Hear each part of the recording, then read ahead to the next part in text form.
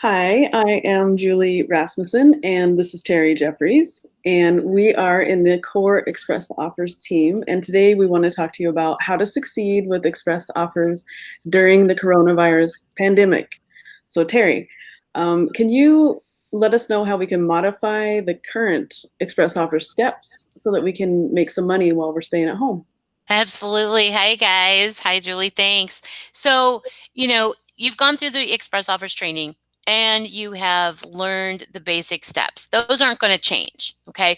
We're just going to talk a little bit today about how you can tweak them a little bit and be able to offer these choices to a seller client and never leave your house. Basically, be able to do it all virtually. Of course, one of EXP's core values is agility. So we're going to talk a little bit about being agile today, aren't we?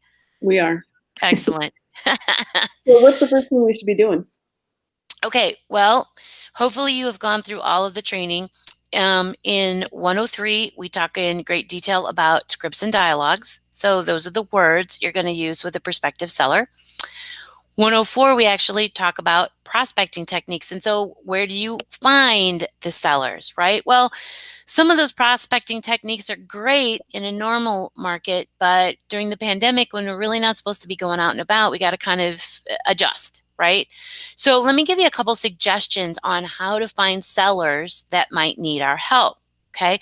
I just put a video on our workplace group on a software called Remine. And a lot of associations and MLSs give you Remine as an ancillary product. Um, if you don't have it with your MLS, sometimes you can sign up for it anyway, but there is Remine. And so go watch that video.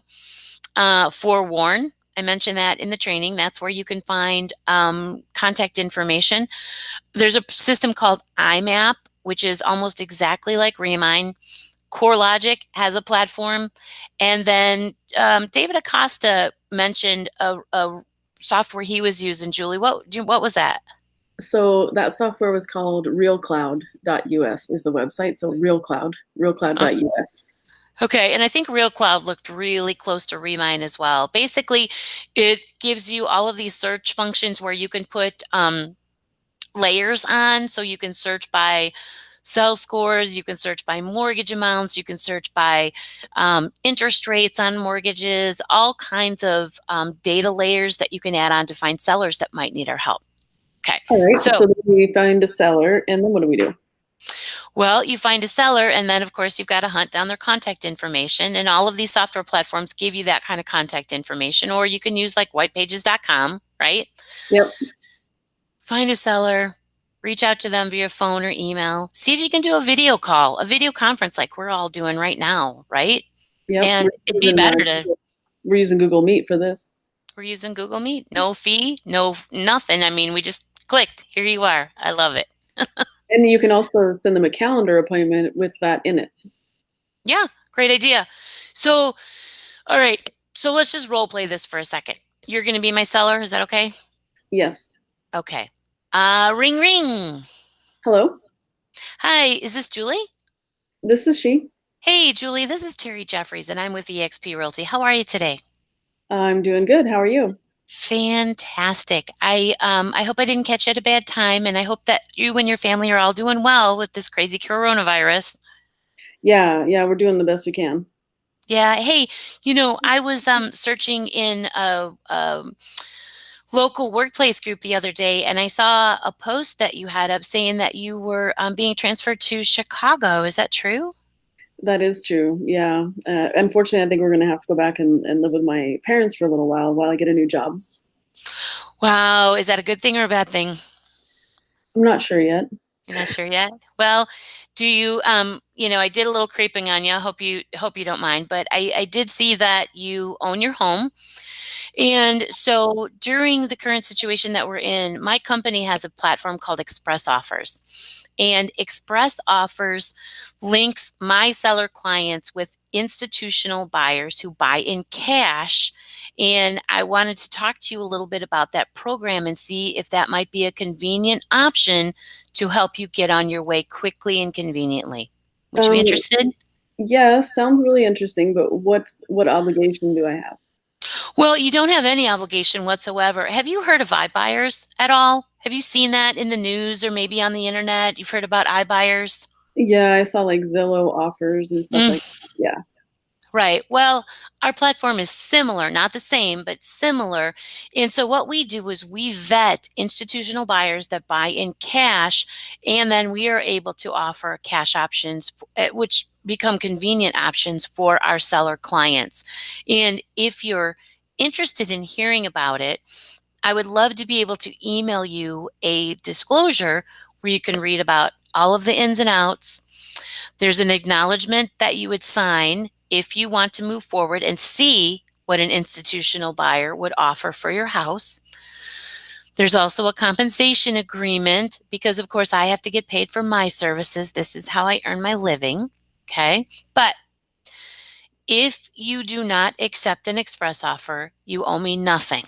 Okay. There's no fee, there's no obligation to find out if we can find an institutional buyer that would buy your home for cash.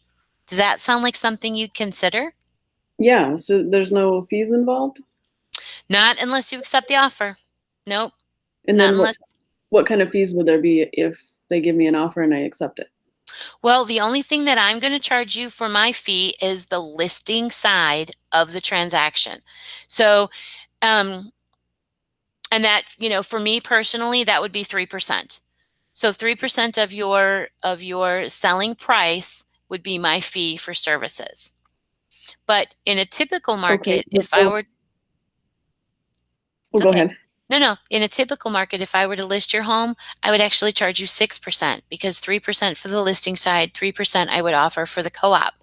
But because I have potentially a cash buyer in my back pocket, I would only charge you the listing side of the commission. Plus, there is no convenience fee. A lot of the iBuyers you've probably seen on the internet charge you a convenience fee, and that fee can be anywhere between 4 and 12% of your hard-earned equity. That's a lot. That's a lot. Yeah. So we can do this homework. We can go down this road.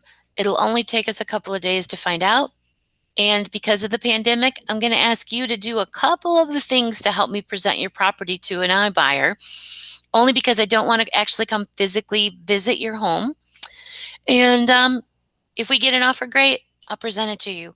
If we don't get an offer, great, we've only spent a little bit of time. If you do get an offer and you like it, it'll be a very cost-effective, convenient way for you to get onto your move to Chicago. What do you think? Yeah, I mean, if there's no obligation, that sounds good. Fantastic. So what I'm going to do is I'm going to send you 3 things. I'm going to send you one email with 3 attachments. One's going to be the disclosure to seller brochure. The other is going to be the acknowledgement where you're going to make a few affirmations. Most of all, we have to make sure that you actually own the property. You're going to represent it correctly. Okay.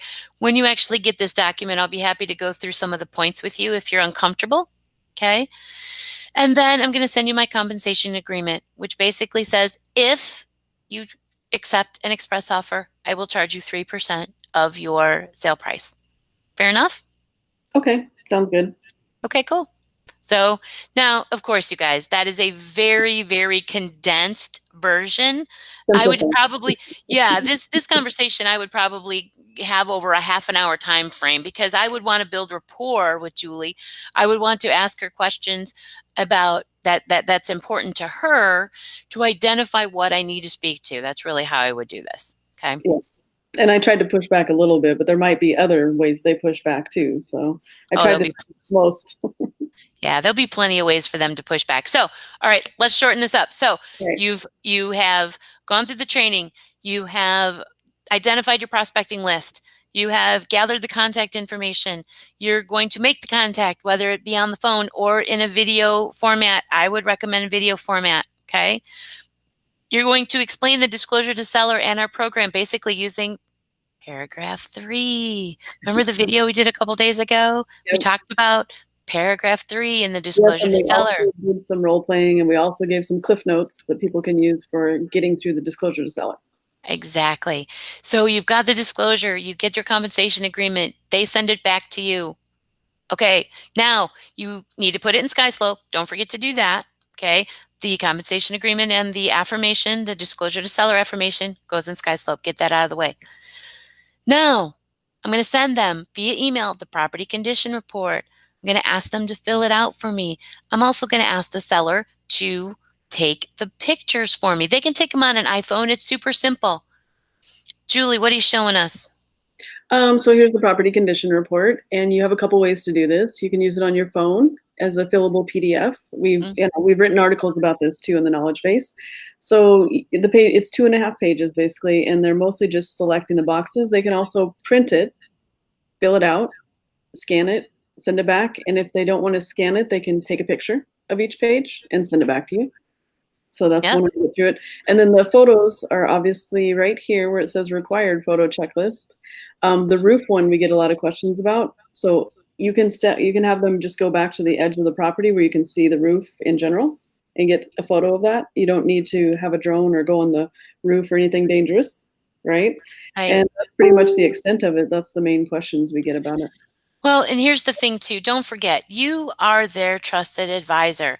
So don't just email this to them and expect them to figure it out. They're not going to. They don't know what this is.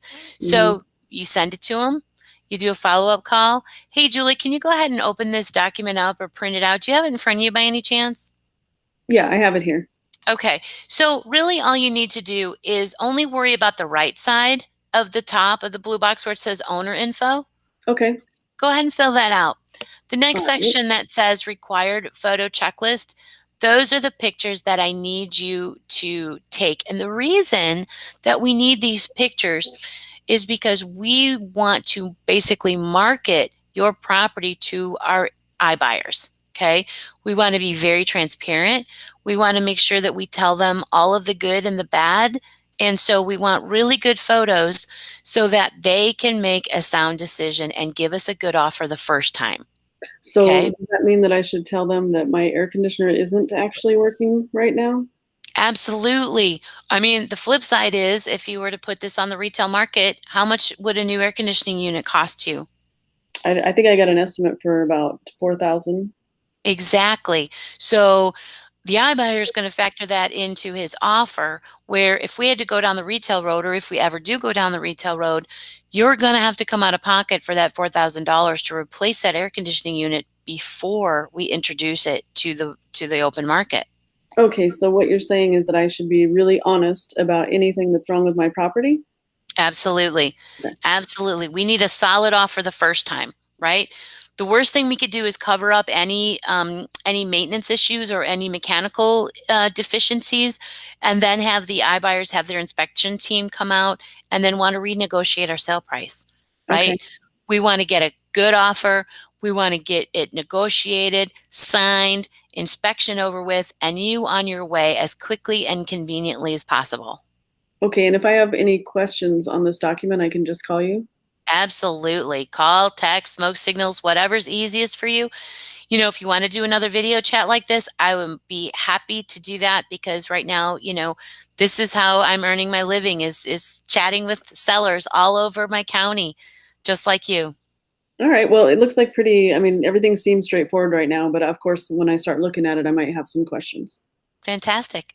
So, again, to recap, training, prospecting, contact information, reach out, email the disclosure, email the compensation agreement, get it back, okay? Put it in SkySlope. Email the property condition report. Go over the photo checklist with your seller client. Have them take the pictures for you and send them back to you. It's not very hard. They can send you via text if they're not very savvy, if they're not very tech savvy, right? Okay. Once you got it loaded into SkySlope, you go ahead and do the property submission. So On that's top, all. Yeah, so we just log into the platform and log submit our into the property. platform. Yep. Another really important note about the property condition report in the platform is that, well, first of all, you can get it from the platform in case anyone didn't remember it. There's like 4 things you can download directly from the Mhm. platform, and this is one of them, the property condition report. And then you want to upload it while you're submitting your property because if you forget, there is no way to go back in and add it to the property. So make sure you do that in the step with the photos. Also add the PDF for the property condition report. Absolutely. So that's such a good point, Julie. You know, we know you guys are excited. You want to get these properties submitted. You want to get an offer for your sellers. We get it. But once you click that submit button, there's no going back. And Exactly. remember what we say about 28,000 of you and only, well, in this situation, 2 of us. Answering. So unfortunately, we can't do one-ups on, you know, trying to get your documents forwarded to an iBuyer. You got to get it right the first time, guys. So hopefully this has been great information that you can use and actually implement in your marketplace. I mean, it is April 10th.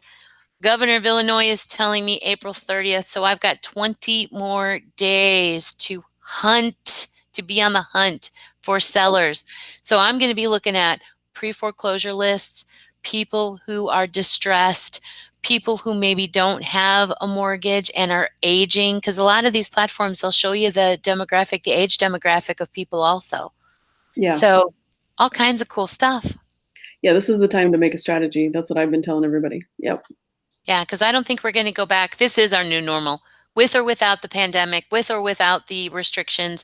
I think that most of us are going to adopt these virtual strategies, and that's what we're going to be sticking with. Yeah, no, I think it's really cool. So thank you very much, Terry, for explaining these steps to us. And I'm going to create an article that matches this soon. And I'm going to put the cliff notes for what we just said into the post when I make this post. Awesome. I know the agents love the cliff notes. So let us know what else you need to help with, you guys, what you need to learn about, what you'd like to us to do more videos on. We'd be happy to. So have a great weekend. Thank Peace. you.